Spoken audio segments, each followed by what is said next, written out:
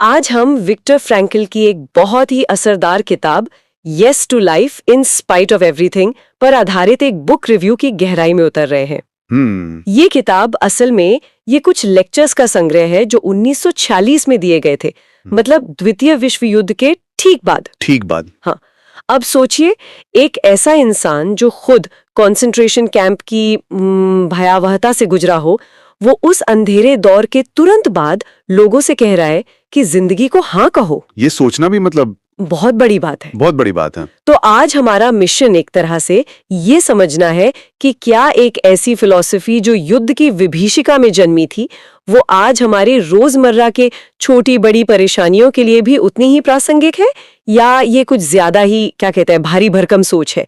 चलिए इसे खोलकर समझते हैं। और यहीं पर इस किताब की सबसे बड़ी चुनौती और मैं कहूँगा खूबसूरती छिपी है। अच्छा। सोर्स बताता है कि ये किताब बहुत छोटी है, मुश्किल से 100-125 पन्ने होंगे, लेकिन इसका जो संदेश है वो इतना गहरा है कि पूरी जिंदगी बदल सकता है। ये अपने आप में एक विरोधाभास है ना? इतने बड़े और भारी विषय को एक छोटी सी किताब में कैसे समेटा गया है। सही बात है। ये दिखाता है कि फ्रैंकल सिर्फ एक दार्शनिक नहीं थे, बल्कि एक बहुत कुशल संचारक भी थे। वो जानते थे कि सबसे जरूरी बातें कम से कम शब्दों में कैसे कही जाती है। बिल्कुल। तो चलिए इसके मुख्य विचार से ही शुरू करते हैं। फ्रैंकल कहते हैं कि इंसान किसी भी हालात में अपनी सोच और अपना नजरिया वो खुद चुन सकता है। हाँ। यानी हालात हमारे काबू में नहीं हो सकते, पर उन हालात पर हमारी प्रतिक्रिया वो पूरी तरह से हमारे हाथ में होती है। बिल्कुल। पहली बार में सुनने पर ये बहुत सरल लगता है, लेकिन जब आप रुक कर सोचती है ना, तो ये दिमाग को झकझोर देता है। हाँ, ये शक्ति का केंद्र पूरी तरह से बाहर से खींचकर हमारे अंदर ले आता है। एग्जैक्टली। और इसी को फ्रैंकल इंसान की आखिरी आजादी कहते हैं। सोर्स में इस पर बहुत जोर दिया गया है। हम अक्सर आजादी को बाहरी दुनिया में खोजते हैं, घूमने की, बोलने की, कुछ करने या न करने की आजादी। सही है। लेकिन फ्रैंकल उस भयावह अनुभव से गुजरने के बाद बता रहे थे कि जब आपकी सारी बाहरी आजादियां छीन ली जाएं, तब भी एक आजादी बचती है जिसे कोई नहीं छीन सकता। और वो है ये चुनने की आजादी कि आप उस स्थिति का सामना कैसे करेंगे। आप उसे अपने ऊपर हावी होने देंगे या उस दुख में भी कोई गरिमा, कोई मतलब खोज लेंगे। ये बात मुझे सबसे ज्यादा चौंकाती है। मतलब कोई भी हमसे ये अधिकार नहीं छीन सकता कि हम किसी मुश्किल को कैसे देखते हैं। लेकिन एक मिनट, क्या ये सोच थोड़ी कठोर नहीं है?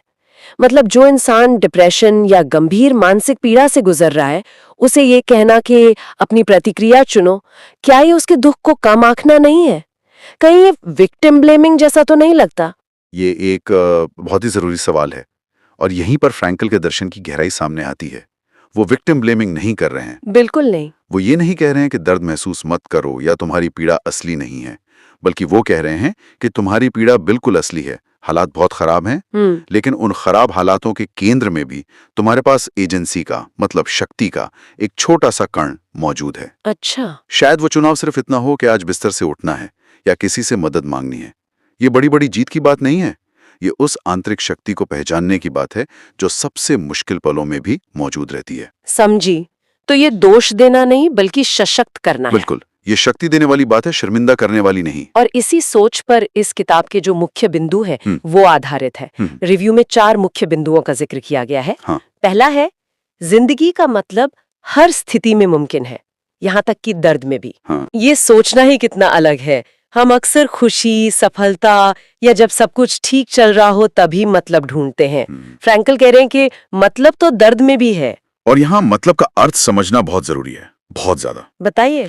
फ्रैंकल ये नहीं कह रहे कि हर दुख का कोई महान उद्देश्य होता है या हर त्रासदी किसी अच्छे कारण से होती है। ये एक बहुत ही खतरनाक विचार हो सकता है। हाँ, ये तो। बल्कि वो कह रहे हैं कि जब त्रासदी होती है तो वो निरर्थक और क्रूर हो सकती है, लेकिन उस त्रासदी के प्रति हमारी प्रतिक्रिया अर्थपूर्ण हो सकती है। अच्छा। हमारा साहस, हमारी करुणा, हमारी सहन शक्ति, ये वो चीजें हैं जो उस निरर्थक दुख को भी एक मतलब दे देती हैं।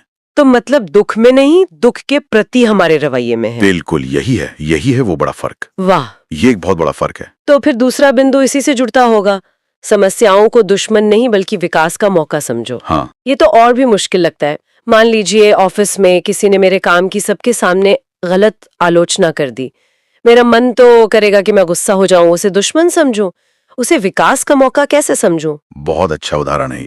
उस पल में विकास का मौका ये नहीं है कि आप खुश हो जाएं। नहीं। मौका ये है कि आप अपने गुस्से पर प्रतिक्रिया करने की बजाय उसे समझने की कोशिश करें।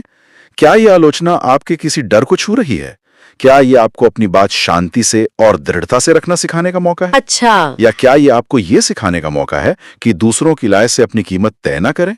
विकास बाहरी नहीं, आंतरिक है। मतलब वो समस्या आपको खुद को बेहतर समझने का एक दरवाजा दे रही है? बिल्कुल। फ्रैकल के नजरिए से वो आलोचना एक सवाल है जो जिंदगी आपसे पूछ रही है, और आपका जवाब वही आपका विकास तय करेगा। और जब हम ये समझ जाते हैं कि समस्याएं हमें मजबूत बनाने का एक मौका है, तो फिर सारी जिम्मेदारी हमारे ऊपर आ जाती है। अब ये हम पर निर्भर करता है कि हम उस मौके का फायदा उठाते हैं या नहीं। हाँ। और यहीं से फ्रैंकल का तीसरा और शायद सबसे शक्तिशाली विचार सामने आता है। बिल्कुल। तीसरा बिंदु है आजादी का मतलब है अपनी प्रतिक्रिया चुनना। ये पहले दो बिंदुओं को एक साथ जोड़ता है। अगर दर्द में भी मतलब खोजा जा सकता है और समस्याएं विकास का मौका है, तो ये हम पर निर्भर करता है कि हम उस मतलब को खोजें और उस मौके का फायदा उठाएं। सही। ये हमारी चुनी हुई प्रतिक्रिया होगी। ये उस छोटी सी जगह को इस्तेमाल करना है जो हर घटना और हमारी प्रतिक्रिया के बीच होती है। फ्रैंकल कहते हैं कि हमारी सारी शक्ति, हमारा सारा विकास उसी जगह में छिपा है। और इन सब का निचोड़ है चौथा और आखिरी बिंदु, नेगेटिव समय में भी जिंदगी को हाँ कहना सीखो। हाँ। लेकिन यहाँ मेरे मन में फिर एक सवाल उठता है, जिसे आजकल टॉक्सिक पॉजिटिविटी कहते हैं। बहुत जरूरी सवाल है ये। मतलब किसी के साथ बहुत बुरा हुआ हो और हम उसे कहें सब ठीक हो जाएगा, पॉजिटिव रहो। क्या फ्रैंकल यही कह रहे?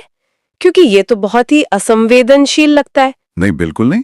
और यही फ्रैंकल के दर्शन और टॉक्सिक पॉजिटिविटी के बीच जमीन आसमान का फर्क है। अच्छा, वो कैसे? टॉक्सिक पॉजिटिविटी दर्द को नकारती है। वो कहती है तुम्हें ऐसा महसूस नहीं करना चाहिए। वो आपकी भावनाओं को अवैध ठहराती है। हाँ, ये होता है। जबकि फ्रैंकल का येस टू लाइफ दर्शन दर्द को पूरी तरह से स्वीकार करता है। वो कहता है हाँ, हालात बहुत खराब हैं, दर्द असली है, पीड़ा असहनीय हो सकती है, लेकिन इस दर्द और पीड़ा के बावजूद जीवन में अर्थ खोजना और जीना संभव है। ये स्वीकारता है, नकारना नहीं। ये एक साहसी ऐलान है, कोई झूठी मुस्कान नहीं। ये बहुत ही महत्वपूर्ण अंतर है कि झूठी पॉजिटिविटी नहीं है, ये कह सकते हैं दुस्साहसी आशा है। क्या बात है, बहुत अच्छा शब्द है, दुस्साहसी आशा। हालात की सच्चाई को स्वीकार करना, उसके दर्द को महसूस करना, और फिर भी ये कहना कि इन सब के बावजूद जीवन जीने लायक है, इसका मूल्य है। तो ये सब सुनकर सवाल उठता है कि ये किताब आखिर है किसके लिए? सोर्स के मुताबिक ये उन लोगों के लिए बेहतरीन है जो प्रेरणा या उम्मीद की तलाश में है। हाँ, और जो कम शब्दों में गहरी फिलॉसफी समझना चाहते हैं। आज की भागदौड़ भरी जिंदगी में हर किसी के पास लंबी चौड़ी दार्शनिक किताबें पढ़ने का समय नहीं होता। सही बात है। सोर्स कहता है कि ये छोटी लेकिन प्रभावशाली किताबें। इसका मतलब है कि ये उन लोगों के लिए डिजाइन की गई हैं जिन्हें सीधे मुद्दे की बात चाहिए, एक ऐसा संदेश जो उन्हें तुरंत सहारा दे सके, एक जीवन रक्षक जैकेट की तरह। बिल्कुल, ये एक अकेडमिक ग्रंथ नहीं बल्कि एक जीवन रक्षक जैकेट की तरह है। सोर्स में एक बहुत दिलचस्प तुलना की गई है। कहा गया है कि अगर किसी को फ्रैंकल की दूसरी मशहूर किताब मैन्स सर्च फॉर मीनिंग, वो अगर बहुत भारी लगती है, तो ये एक परफेक्ट शुरुआत हो सकती है। तो इसका हमारे लिए क्या मतलब है? क्या ये किताब उसकी एक सरल संस्करण है? इसे सरल संस्करण कहना है, इसकी अहमियत को कम करना होगा। सोचिए, मैन्स सर्च फॉर मीनिंग हमें उस भट्टी को दिखाती है जिसमें ये दर्शन तपा था। वो किताब सबूत है कि ये फिलॉसफी काम करती है क्योंकि लेखक खुद उस आग से निकल कर आया है। लेकिन उस भट्टी का वर्णन कुछ पाठकों के लिए बहुत भारी और दर्दनाक हो सकता है। हाँ, हो सकता है। जबकि येस टू लाइफ, जो कि लेक्चर्स पर आधारित है, वो उस दर्शन का सिद्धांत है। ये हमें सीधे उस औजार को इस्तेमाल करना सिखाती है, बिना हमें उस भयानक अनुभव से विस्तार से गुजारे। अच्छा, इसलिए ये ज्यादा प्रैक्टिकल और सीधी लगती है। तो एक किताब सबूत है और दूसरी सिद्धांत। एक क्यों का जवाब देती है और दूसरी कैसे का। बिल्कुल सही समझा आपने। यह इसे ज्यादा लोगों के लिए सुलभ बनाता है जो शायद उस गहरे दुख के ब्यौरे के लिए तैयार ना हो। एकदम। इसलिए सोर्स इसे स्पष्ट, भावनात्मक और प्रेरणादायक कहता है। ये उन लोगों के लिए है जो रोजमर्रा की चुनौतियों से जूझ रहे हैं, जैसे करियर की चिंता, रिश्तों की समस्या। हाँ, या बस जीवन की सामान्य निराशा हो और अपने संघर्षों में एक मजबूत आधार खोजना चाहते हैं। अगर हम इसे बड़े परिप्रेक्ष्य से जोड़कर देखें तो ये मानसिक दृढ़ता और जीवन को देखने का एक नया नजरिया विकसित करने के बारे में है। तो ये आपको सिर्फ प्रेरणा नहीं देता, नहीं, ये आपको सोचने का एक नया फ्रेमवर्क देता है। तो आज की इस चर्चा को समेटते हैं और अपने शुरुआती सवाल पर वापस आते हैं। क्या ये चरम दर्शन आज हमारे लिए प्रासंगिक है? मुझे लगता है हाँ, बिल्कुल है। क्योंकि इसका सार ये नहीं है कि हमारी परेशानियां कंसंट्रेशन कैंप जितनी बड़ी होनी चाहिए। सार ये है कि हर इंसान की अपनी लड़ाई होती है। सही बात है। और हर लड़ाई में मतलब खोजने की संभावना होती है। जिंदगी का मतलब तब नहीं मिलता जब सब कुछ अच्छा हो, बल्कि मतलब तब बनाया जाता है जब हम मुश्किलों का सामना करते हैं। बिल्कुल। असली शक्ति परिस्थितियों में नहीं, बल्कि हमारी प्रतिक्रिया चुनने की क्षमता में है। बिल्कुल। अपनी सोच को चुनना, जिम्मेदारी लेना और हर हाल में जिंदगी को हाँ कहना ही फ्रैंकल का मूल संदेश है। ये किताब हमें याद दिलाती है कि सबसे अंधेरे समय में भी उम्मीद की एक किरण हमेशा मौजूद होती है। और वो किरण हमारे अपने अंदर है। हाँ, हमारी चुनने की आजादी में। ये एक बहुत ही शक्तिशाली विचार है। यहाँ एक विचार सोचने के लिए छोड़ जाते हैं।